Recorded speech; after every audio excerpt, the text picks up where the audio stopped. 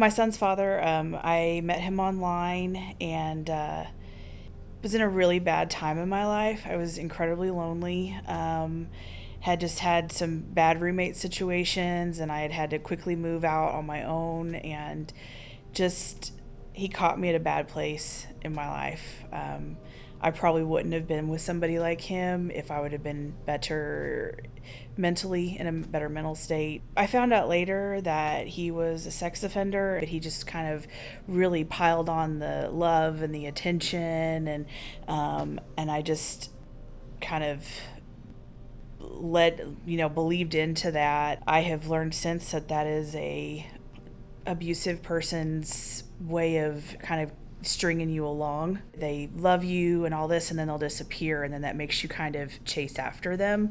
So it just kind of led me down this trail of trying to make myself be the person that I thought he needed me to be. He was constantly telling me how nobody ever had stuck around for him, and so of course I'm a fixer, and that made me want to be that one person that would always be there for him. Actually, about 3 months into our relationship, I got pregnant with Isaac, and we didn't end up getting married till after Isaac was born, but his own mother told me not to marry him. She walked out of my house one day and saw the marriage license sitting there, and I will never forget it, but she tapped it with her finger as she was walking out the door and said, "I would suggest you not doing that." And I'm like, well, you can't tell me what to do. So we did it anyway. His best friend went to prison for about a year, and things got much better. We were going to church. We were praying together. We were reading the Bible together. But then his friend got out of jail, and things went from bad to worse. He got drunk one night, brought somebody else home, and they ended up stealing all of my stuff, my money, my identity, everything. We moved to a new place because we thought maybe if we move out of the bad place, then we'll have a fresh start. And things were good for a while, and then he really went off the deep end. He rarely ever actually physically touched me. Most of the time it was very much mental. One night he crawled into bed to go to sleep, and he puts his arms around me like he was just being really sweet, and he leaned over and he whispered in my ear, if I put a pillow over your head right now and killed you, no one would know what would happen. And I tried to get up, and he literally held me down where I couldn't get away from him. And he was always pretty okay with Isaac, most of the time, until he wasn't. I put Isaac in the bathtub, and there was bruises all down his legs, and his sister actually showed up at my house, and she wanted to take Isaac home with her. And so I told her what happened, and she actually looked at me at that point and said, "How long are you going to stay with him? How long are you going to let this keep happening?" I went to the police department and I turned him in. He went to prison for 5 years for it. I heard about Single Moms Rock. I was listening to the radio one day, and they were talking about the Mother's Day picnics. I showed up at that Mother's Day picnic, and we left early, but I got in connection with Janelle, and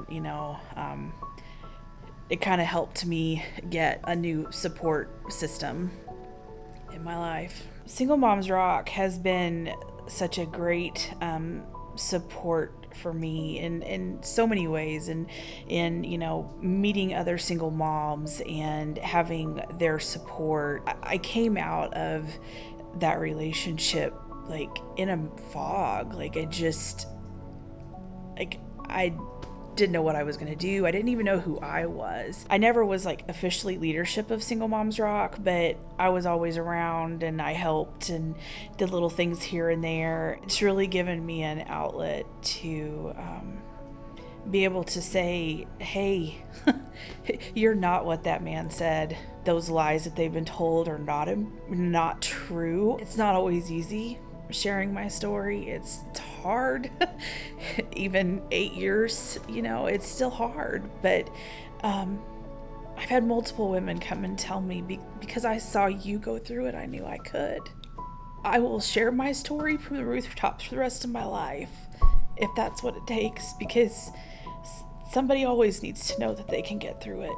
I'm planning on hopefully in the next few months starting a domestic violence support group. Within 3 days, I had 3 other women that I go to church with that I mentioned it to that have been through drug addiction problems and domestic violence themselves. They're like, sign me up, I want to help. So I'm hoping to be able to start that at the beginning of the year. Single Moms Rock has meant so many things to me, and I know it's meant so many things to other women. It's so important to know that there are people out there standing behind you saying, I know you can do this. Especially to women that have been torn down. And so many of those women that have gone through domestic violence have been abused somehow their whole entire life. And they've always been told they're worth nothing. And to have women that'll come behind them and say you're worth something, that can mean the world to somebody.